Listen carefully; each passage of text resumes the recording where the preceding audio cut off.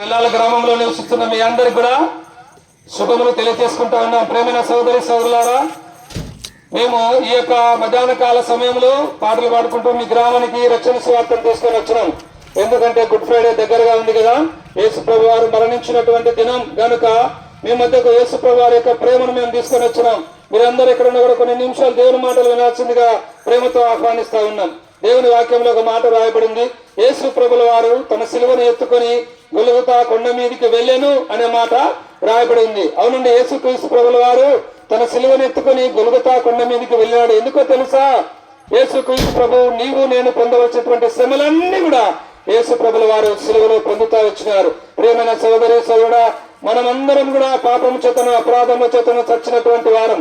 మనల్ని పాపం నుంచి విడిపించే వారు ఎవరు లేరు, మనల్ని పాపం నుంచి రక్షించే వారు ఎవరు లేరు. కనుక ఈ లోకంలో మనమందరం కూడా మన పాపాన్ని బట్టి శిక్ష పొందవలసినటువంటి వారం.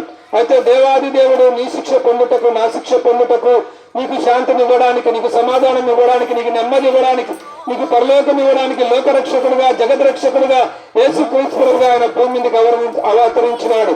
ఆయనే యేసుక్రీస్తు ప్రభుల వారు మానవులందరూ పాపముల కొరకు యేసు సిలువలో మరణించినాడు. కనుక మానవులందరూ పాపముల కొరకు యేసు సిలువలో మరణించినాడు. మూడో దినాన తిరిగి లేచినాడు. మాటలు వింటున్న సోదరి సోదరుడా, ఈ గ్రామంలో నివసిస్తున్న ప్రతి ఒక్కరిని కూడా యేసు ప్రభు ఎంతగానో ప్రేమిస్తా ఉన్నాడు.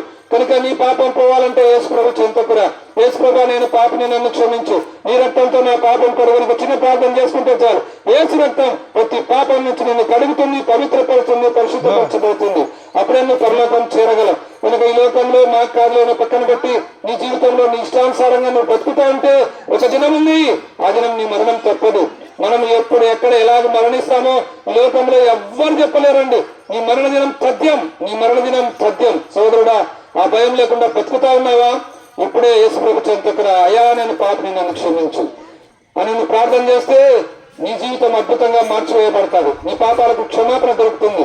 నీ జీవితంలో శాంతిని పొందగలవు, సమాధానం పొందగలవు, నిత్య జీవం పొందగలవు. లేకపోతే నిత్య నరకం, అగ్నిగుండం, పాతాళం. ఎవరు నిన్ను తప్పించలేరు, ఎవరు నిన్ను విడిపించలేరు. ఈ మరణ దినాలను నీ పాపం అంతా నీ ముందు ప్రత్యక్షమవుతుంది.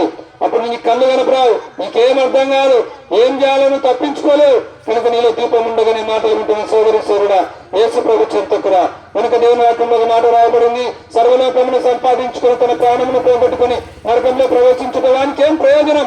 అన్ని సంపాదించినావు, కానీ దేవుణ్ణి పొందకుండా, పాపక్షమాపణ పొందకుండా ఈ లోకం విడిస్తే నిత్య నరకం, అగ్నిగుండం, పాతాళం.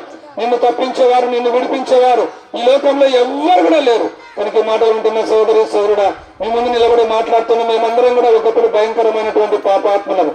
కనుక యేసు ప్రభు మా పాపాలన్నీ కూడా క్షమించినాడు. మా జీవితంలో నెమ్మది ఇచ్చినాడు, శాంతినిచ్చినాడు, సమాధానం ఇచ్చినాడు, నెమ్మది ఇచ్చినాడు. కనుక మా శాంతి, మా సమాధానం, మా నెమ్మది మీరు కూడా పొందాలని ఈ ఉదయకాల సమయంలో, మధ్యాహ్న కాల సమయంలో యేసు ప్రభు వారు మీ మధ్యకు రక్షణ స్వార్థను పంపించి ఉన్నారు. కనుక ఈ మాటలు వింటున్న సోదరి సోదరుడా, ఇప్పుడే ప్రభువైన యేసును విశ్వాసం ఉంచును. అప్పుడు మీరు మీ ఇంటి వారిని గొప్ప ఆత్మరక్షణ, పాపక్షమాపణ, పరలోక రాజ్యం